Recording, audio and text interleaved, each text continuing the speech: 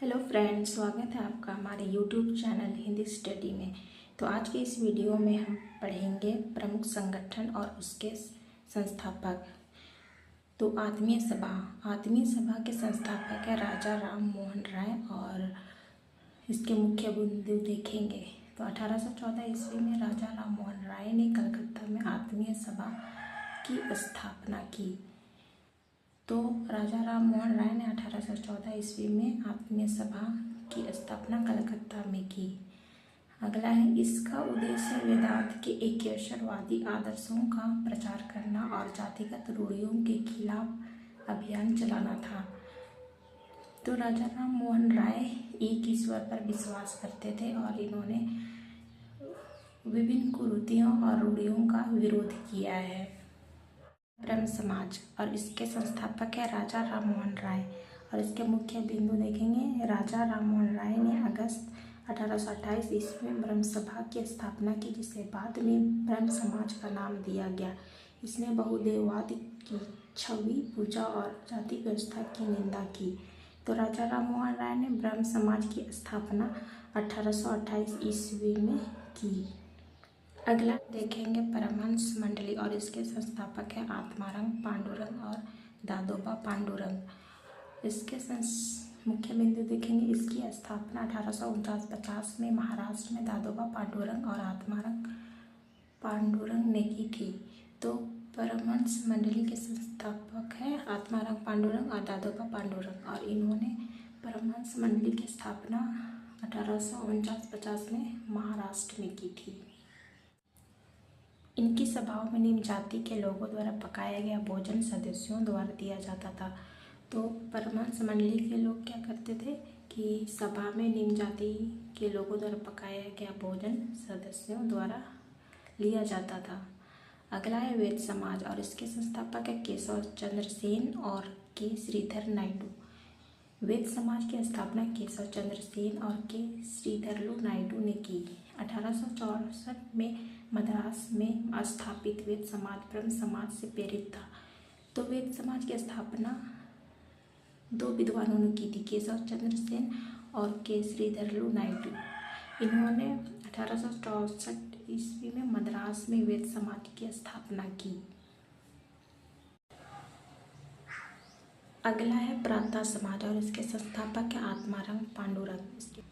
प्रार्थना समाज की स्थापना 31 मार्च 1867 को आत्माराम पांडुरंग द्वारा मुंबई में की गई। यह समाज ब्रह्म समाज और आर्य समाज को प्रभावित था।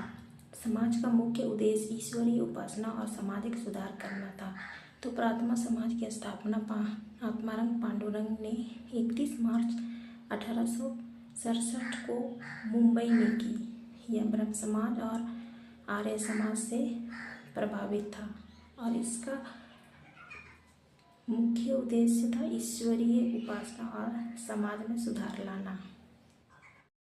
अगला है आर्य समाज और इसके संस्थापक है स्वामी दयानंद सरस्वती। आर्य समाज की स्थापना स्वामी दयानंद सरस्वती ने 1875 में मुंबई में की थी। तो आर्य समाज के संस्थापक स्वामी दयानंद को माना जाता है और स्वामी दयानंद सरस्वती ने आर्य समाज की स्थापना 1875 में मुंबई में की थी। आर्य समाज का एकेश्वरवादी भारतीय हिंदू सुधार आंदोलन है। आर्य समाज के सदस्य एक ईश्वर में विश्वास करते हैं और मूर्तियों की पूजा को अस्वीकार करते हैं। तो आर्य समाज एक ही ईश्वर पर विश्वास करते हैं और मूर्ति पूजा का विरोध करते हैं। इनका मानना था कि वेद सच्चे ज्ञान के स्रोत है। इनका आदर्श वाक्य वेदों की ओर वापस लौटो। तो स्वामी दयानंद सरस्वती का प्रमुख नारा है वेदों की ओर वापस लौटो। अगला है रामकृष्ण मिशन और इसके संस्थापक है स्वामी विवेकानंद। इसके मुख्य बिंदु को देखते हैं। रामकृष्ण मिशन की स्थापना स्वामी विवेकानंद ने 1897 में की थी। अगला है रामकृष्ण मिशन का मुख्यालय पश्चिम बंगाल के वेलूर मठ में स्थित है। अगला है मिशन का नाम भारतीय संत रामकृष्ण परमहंस के नाम से प्रेरित है। अगला है रामकृष्ण परमहंस स्वामी विवेकानंद के गुरु थे। तो स्वामी विवेकानंद ने रामकृष्ण मिशन की स्थापना 1897 में की थी और पश्चिम बंगाल के वेलूर मठ में स्थापित किया। तो स्वामी विवेकानंद के गुरु थे रामकृष्ण परमहंस। विवेकानंद ने अपने गुरु के नाम पर ही रामकृष्ण मिशन की स्थापना की है। थियोसॉफिकल सोसाइटी और इसके संस्थापक हैं मैडम H.P. ब्लावस्की और कर्नल M.S. ओलार्ड। इसके मुख्य बिंदु देखते हैं। इसकी शुरुआत मैडम H.P. ब्लावस्की और कर्नल M.S. ओलार्ड ने की थी। ये भारतीय विचार और संस्कृति से प्रेरित थे और 1875 में न्यूयॉर्क में थियोसॉफिकल सोसाइटी की स्थापना की गई। तो थियोसॉफिकल सोसाइटी की स्थापना मैडम H.P. ब्लावस्की और कर्नल M.S. ओलकॉट ने की थी। थियोसॉफिकल सोसाइटी की स्थापना कब की गई थी? थियोसॉफिकल सोसाइटी की स्थापना 1875 ईस्वी में की गई थी। इन्होंने अपना मुख्यालय भारत में मद्रास तत्कालीन के बाहरी इलाके अंडमान में स्थानांतरित कर दिया। इस आंदोलन को भारत में एनी बेसेंट द्वारा लोकप्रिय बनाया गया था। अगला है सर्वेंट्स ऑफ इंडिया सोसाइटी और इसके संस्थापक है गोपाल कृष्ण गोखले। मुख्य बिंदु देखेंगे। 1905 ईस्वी में सर्वेंट्स ऑफ इंडिया सोसाइटी की स्थापना हुई। तो सर्वेंट्स ऑफ इंडिया सोसाइटी के संस्थापक है गोपाल कृष्ण गोखले और गोपाल कृष्ण गोखले ने 1905 ईस्वी में सर्वेंट्स ऑफ इंडिया सोसाइटी की स्थापना की। सर्वेंट्स ऑफ इंडिया सोसाइटी की स्थापना गोपाल कृष्ण गोखले ने की थी। गोपाल कृष्ण गोखले महात्मा गांधी के राजनीतिक गुरु है। भारत समाज के सेवकों के कल्याणकारी कार्यों में विभिन्न जातियों और धर्मों के भारतीयों को एकजुट करने और प्रशिक्षित करने के उद्देश्य से स्थापित किया गया था। तो सर्वेंट्स ऑफ इंडिया सोसाइटी के गुरु गोपाल कृष्ण गोखले थे।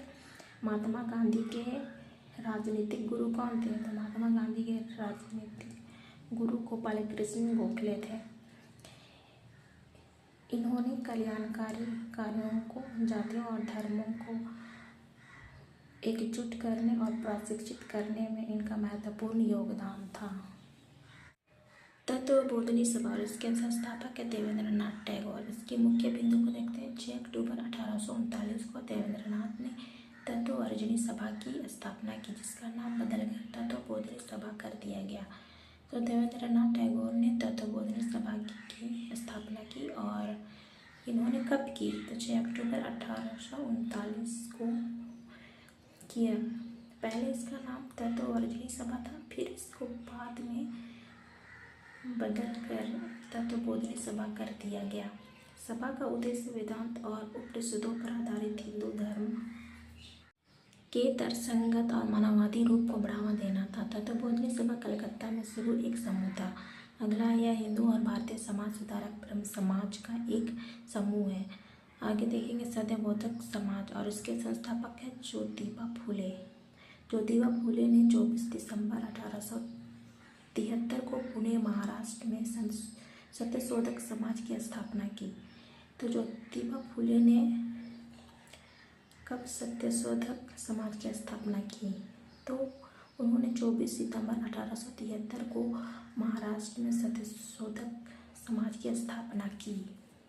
यह एक सुधारवादी समाज था जिसने शिक्षा को बढ़ावा दिया और वंचित वर्गों में सामाजिक अधिकारों, न्याय और राजनीतिक पहुंच को बढ़ाया। इसके अलावा इसका प्राथमिक ध्यान महाराष्ट्र में दलितों, शूद्रों और महिलाओं के उत्थान और समर्थन पर था। तो सत्यशोधक समाज एक सुधारवादी समाज था। इसने शिक्षा को बढ़ावा दिया और जितने भी शिक्षा से वंचित लोग थे उनको प्रेरित किया और सामाजिक अधिकारों, न्याय और राजनीतिक को पहुंच को बढ़ाया। सत्यशोधक समाज महाराष्ट्र के विभिन्न दलित, शूद्रों और महिलाओं का उत्थान और समर्थन पर विशेष समर्थन किया है।